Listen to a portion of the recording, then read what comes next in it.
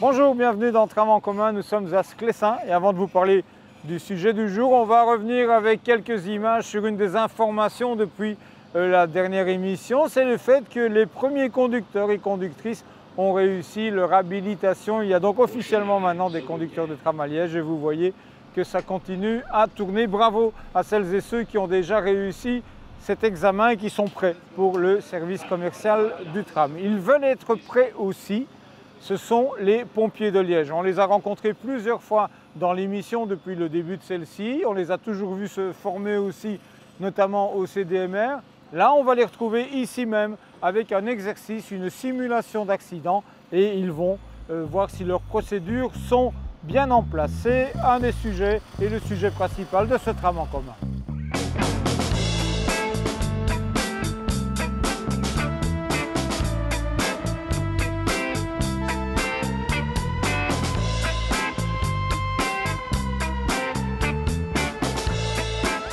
Ici, on est parti dans une des dernières étapes pour nous. Donc c'est chaque semaine, tous les vendredis, on va faire un exercice pour que nos pompiers, nos intervenants puissent assurer les procédures et s'assurer pour nous aussi pour qu'elles soient respectées. Alors le scénario aujourd'hui, il était très simple. C'est un des risques primaires qu'on craint avec le tram. C'est une personne qui a été prise sur une station par le tram et qui aurait un membre coincé sous le tram. Donc nous arrivons ici sur site et le but c'est de travailler en sécurité et de pouvoir échanger nos différents objectifs avec les différents intervenants. Alors aujourd'hui c'était un peu particulier, pourquoi? Parce qu'on était les seuls intervenants, c'était vraiment un test pour les pompiers, vraiment pour déceler la moindre anomalie. On en a décelé quelques-unes, on va les corriger, il nous reste encore 3 exercices pour que tout tourne parfaitement. Et voilà, c'était vraiment ici l'objectif de vérifier que les procédures pompiers soient correctement exécutées. Très clairement, ici, on était dans un mode d'entraînement, d'exercice, et donc on ne visait absolument pas la rapidité, on visait à tester vraiment et uniquement la procédure. Donc le but ici, c'était de travailler calmement, de se remémorer l'ensemble des actions et des actions de sécurité à mener, mais on l'a fait calmement parce qu'on ne veut pas abîmer le matériel, le tram doit repartir pour finir la formation du chauffeur. Donc voilà, le but c'était vraiment de tester les procédures calmement dans un esprit très pédagogique. Ici, voilà, c'était une personne coincée sous le tram. On peut avoir des accidents qui n'ont rien à voir avec le tram, mais qui sont sur le secteur du tram. Donc on va avoir des simulations juste de perchage, parce qu'on doit déployer l'auto-échelle.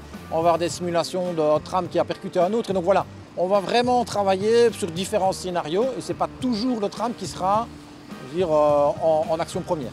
De manière générale, la difficulté, c'est la communication. Les intervenants ne discutent pas avec le CDMR. Nos intervenants sont en lien direct avec notre dispatching et donc on a 2-3 organes qui communiquent entre elles. Et la difficulté, c'est que l'information passe mal ou soit mal comprise. C'est là-dessus qu'il faut qu'on mette vraiment l'accent et qu'on travaille et qu'on précise vraiment les procédures, qu'on les teste encore, parce que c'est là-bas que qu'on pourrait rencontrer des difficultés.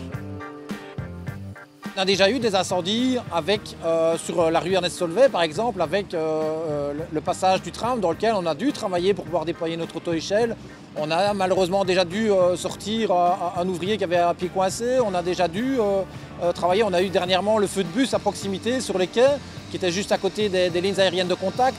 Il faut savoir que ce genre d'intervention-là diminue vraiment la visibilité, puisqu'il y a un énorme panache de fumée, plus les eaux d'extraction, la visibilité avec les trams qui passent dans tous les sens, on doit vraiment prendre ça pour ne pas que nos intervenants et le reste des équipes soient pris par le tram. Donc voilà, c'est déjà de nombreuses interventions, il y a déjà eu quelques interventions qui se sont toujours très bien passées, mais nous devons garder à l'œil, garder à l'esprit surtout que le risque est là et qu'on doit toujours être prêt. Après, il y aura tous les autres intervenants avec qui on va devoir travailler. Alors on travaille déjà tous les jours avec eux, donc ça ne pose vraiment aucun problème là-dessus. C'est les différents intervenants sur le mode du tram. C'est là où il faut encore qu'on s'entraîne, mais il y a un exercice prochainement qui sera à la clé.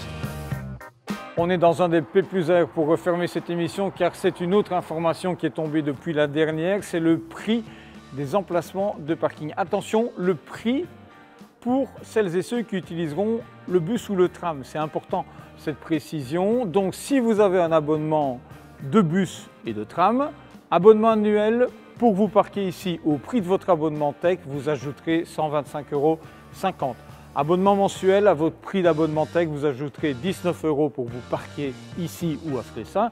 Et pour un ticket par jour, vous achetez votre ticket de tram et puis il faudra ajouter 1,50 € pour se mettre comme cette voiture sur un emplacement de parking. Les abonnements parking seront sans doute mis en vente aux alentours de début avril.